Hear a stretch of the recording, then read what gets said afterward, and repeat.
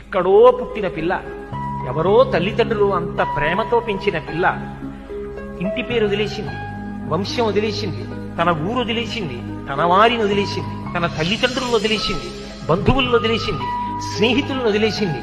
ముక్కు ముఖం తెలియని నా కొడుకు చిటికిన వేలు పట్టుకుని నా ఇంటికి వచ్చింది. తాను మరణ సదృశమైన వేదన పొంది ప్రసవాన్ని పొందింది. నేను తాతనయ్యానని తాను పొంగిపోతాను. నా వంశాన్ని నిలబెట్టింది. మా మామగారు బాగుండాలని కోరుకుంది, మా అత్తగారు బాగుండాలని కోరుకుంది. తాను నోము చేస్తే, వ్రతం చేస్తే నా భర్త దీర్ఘాయుష్మంతుడు కావాలని అడిగింది. నిద్ర లేచి మంగళసూత్రం కళ్ళకద్దుకుంటే మా ఆయన బాగుండాలని కోరుకుంది. నా కొరకు ఆమె ఏం అడగల. తన అత్తవారి కొరకు, పుట్టింటి కొరకు. ఆ పిచ్చి తల్లి ఎక్కడో పుట్టిన పిల్ల నా ఇంటికొచ్చి ఇన్ని చేసిందే, ఆ పిల్లగా నాకెక్కువ, నా కొడుకు ఎక్కువ అంటే ఆ పిల్లే నాకెక్కువ, నా కోడలే ఎక్కువ. అందుకే నా తండ్రి నీకు మామ, నా అన్న నీకు బావ, తండ్రితో సమానం.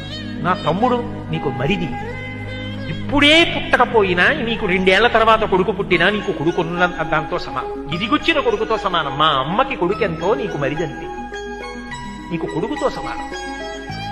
ఇప్పుడు ఆయనకి చెందినవన్నీ ఆమెకు చెందినవైపోతున్నాయి. అర్థమంతా ఆమెదే. Download ShareChat.